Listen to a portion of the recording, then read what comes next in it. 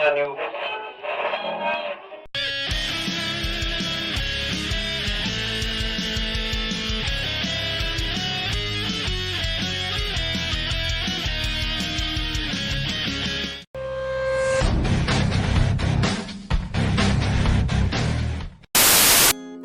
This video brought to you by Bob Ross Positive Energy Drink.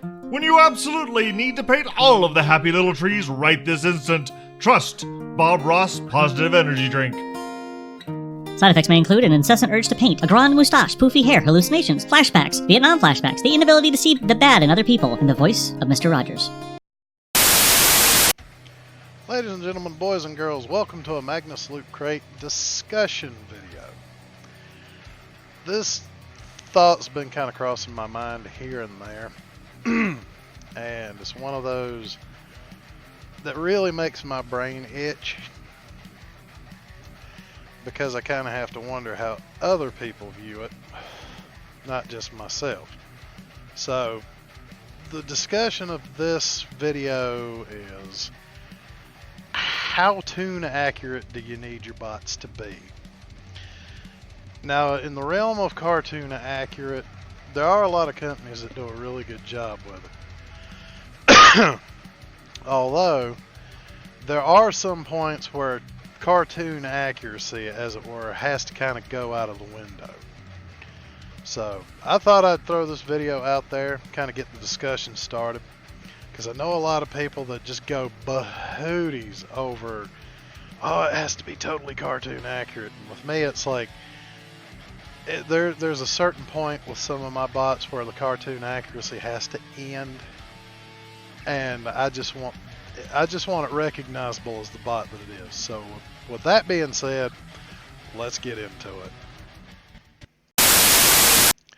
Now folks, when it comes to cartoon accuracy, one thing that I always try to keep in mind with my loot is, how accurate can it be? Because in some cases they can do a really good job with it, and in some cases it's really difficult. And I'll throw up a couple examples from my collection of what I consider to be Toon accurate and what I consider to be just anything goes, just as long as I can tell the figures who they're supposed to be. So with that, my first example of cartoon accurate, I'm just going to go ahead with, Magic Square's Light of Freedom. Now, as far as it goes with the bot mode on this one, as you can see, he's about as cartoon accurate as you're going to get. There are people that gripe about the gray stripe on his arm and the gray stripe on the truck mode, which the problem with the cartoon in my mind is sometimes the stripe was there, sometimes it wasn't. So I can live with it as long as if he's standing on my shelf and I can tell you who he is, then that to me is cartoon accurate enough. But there are people who really go nuts over the cartoon accuracy, and it kind of drives me up a wall. I mean, if you're gonna moan and gripe about cartoon accuracy, at least have the wherewithal to kind of, I don't know, be able to make some concessions. And here's a good example of the concessions I'm talking about. This is the Kuban Bao oversized Devastator figure.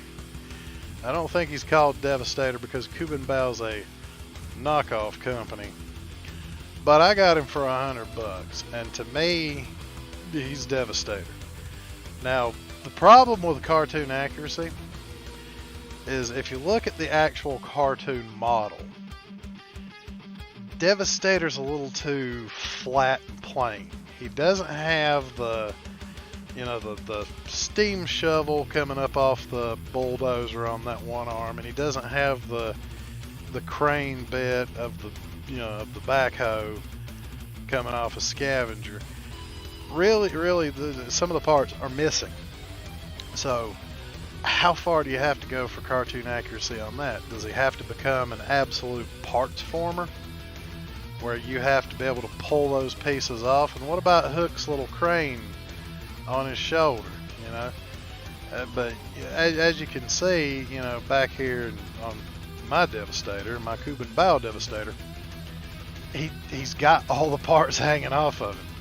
So that is the question: how far do you go for Toon accuracy? So that's a question you have to ask yourself. But at the same time, I can take some liberties.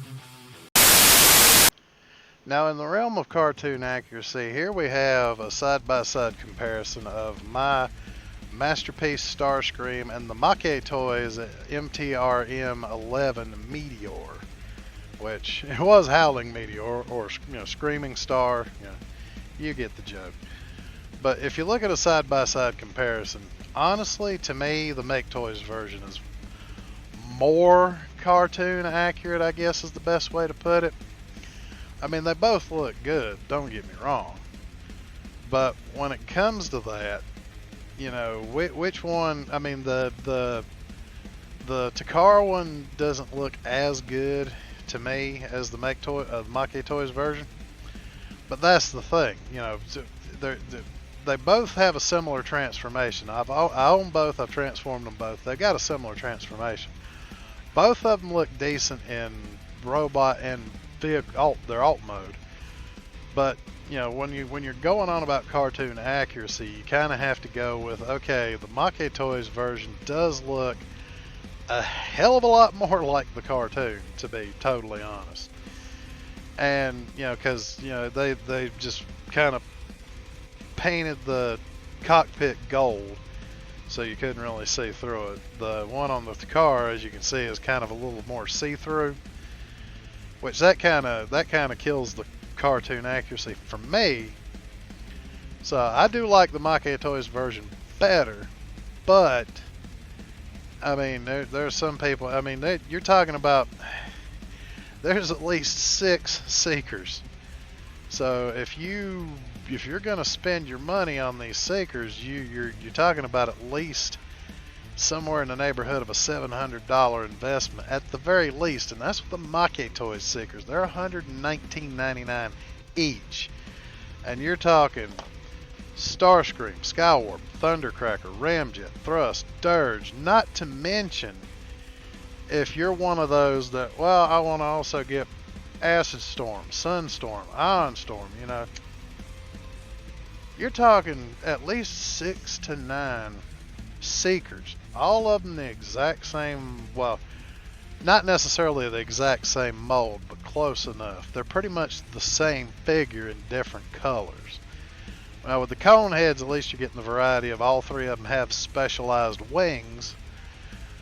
But like, you know, anybody who's seen the cartoon and seen the Rainmakers, you know, Sunstorm, Acid Storm, and Ion Storm, they're just exactly like Starscream, Skywarp, and Thundercracker, just different colors. You know, Acid Storm being green, Sunstorm being yellow, Iron Storm being sort of a lighter-ish shade of blue than Thundercracker.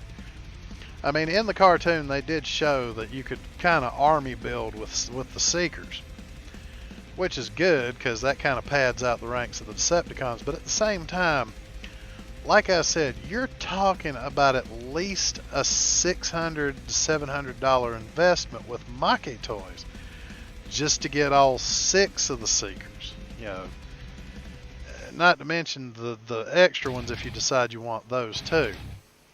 So that's something to kind of keep in mind. It's like how, you know, even if you're going for more Toon accuracy, some people already, that's why I say some people already have the versions from Takara, and you know, they've already come out. Make Toys is just now coming out. Now luckily for me, I do have Starscream, Skywarp, and Thundercracker. I'd like to get the Make Toys version. I don't have Ramjet, Thrust, and Dirge, so I can kind of go with Make Toys for them. But like I say, that's still a pretty high priced investment. Luckily for me, the versions of Starscream, Skywarp, and Thundercracker that I got from Takara were about $50 each. So that's about $150 investment for me. So I already have those. I can take my time and get the Make Toys versions. So that's another thing to think about, is the price tag on this. How much are you willing to sacrifice out of your wallet for the whole cartoon accuracy bit? Now, ladies and gentlemen, we're getting into the realm of more, which I guess you would call toy accurate versus toon accurate, which you kids know, I'm guilty of this one, because I do go for the repro labels and the upgrades and things like that myself. Now, I don't really do it for the toy accurate look, to be totally honest. I just go with it because sometimes they're just too damn plain. Now, here's a perfect example right here with MP22 Ultra Magnus. Now, I haven't really showed him off yet, but this will give you an idea of what I'm talking about. If you see, I already put all the repro labels on him, and he looks a lot better. He looks a lot less plain.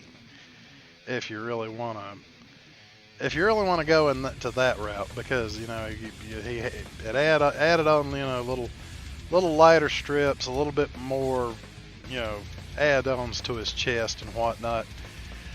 Can't really do much about his butt flap, but that's part of his transformation. So, what can you do? But it added stickers to his gun, to his arms and legs, little marker lights and things to his truck mode and things like that. It made it look really nice. And as you can see in the picture here, this is Ultra Magnus really before I got a hold of him and added the repro labels. Now, it's not toon accurate, I'll admit that, but I'm not really that hung up on toon accurate, to be totally honest. I like them to look like the cartoon, but they don't have to. I don't have any problems, making them not look so damn plain. But that's another thing that people have to get either up on or on board with, is how toon accurate do you need them to be?